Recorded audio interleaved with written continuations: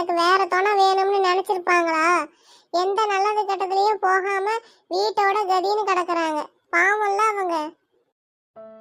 ஏன்னா நான் ஏன் சொல்றேன்னா, புருஷன் நல்லா இருக்கும் போதே சில பொம்பளைங்க வந்து வேற துணைய தேடுறாங்க. ஆனா நீங்க சித்தியை ஒதுக்கி வச்சுமே அவங்க இன்ன வரையிலும் வேற ஒரு ஆம்பளை தேட கிடையாது. நீங்க மட்டும்தான் உயிர், நீங்க மட்டும்தான் உலகம்னு சொல்லியிருக்காங்க. என்ன அப்பா அப்பா கொஞ்சம் வெறுப்ப காட்டுறாங்க, அவ்வளவுதானே. மத்தபடி அவங்க எவ்வளவு நல்லவங்க. என்னடாம்மா நீயும் இப்படி பேசுற எல்லாரு மாதிரியுமே? நான் ஒன்றும் வேணும்னா எதையும் செய்யலம்மா. நீங்க வேணும்னு செஞ்சீங்கன்னு நான் சொல்லலப்பா.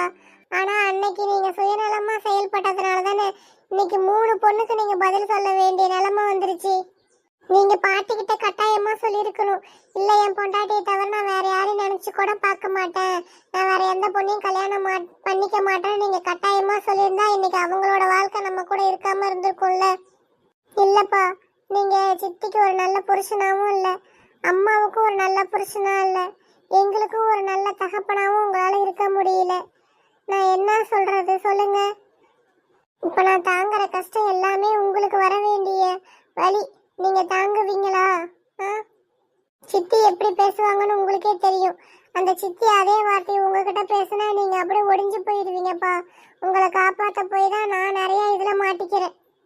சித்தி என்னை பத்த வச்சாலும் பரவாயில்லப்பா, நான் எரிஞ்சு சாம்பல் ஆயிடுவேன்.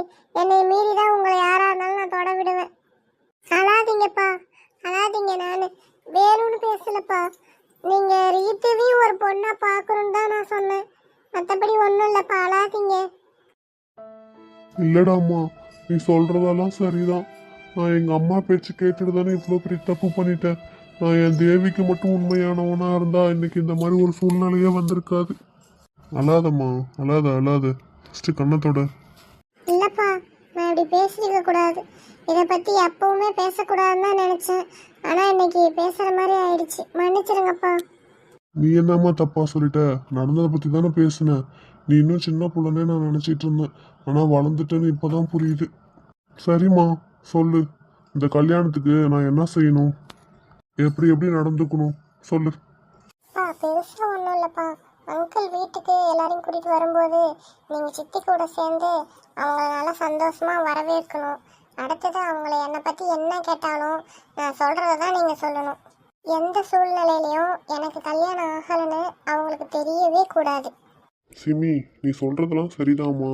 இப்ப நம்ம பொய் சொல்லி கல்யாணம் பண்ணாலும் பின்னாடி வந்து கல்யாணத்துக்கு அப்புறம் உண்மை தெரியாமையா போக போகுது. அப்ப தெரிஞ்சுட்டு போகட்டும்ப்பா. 1000 பொய் சொல்லி ஒரு கல்யாணத்தை செய்யலாம்னு சொல்லுவாங்க, நம்ம ஒரே ஒரு பொய் தானே சொல்றோம்.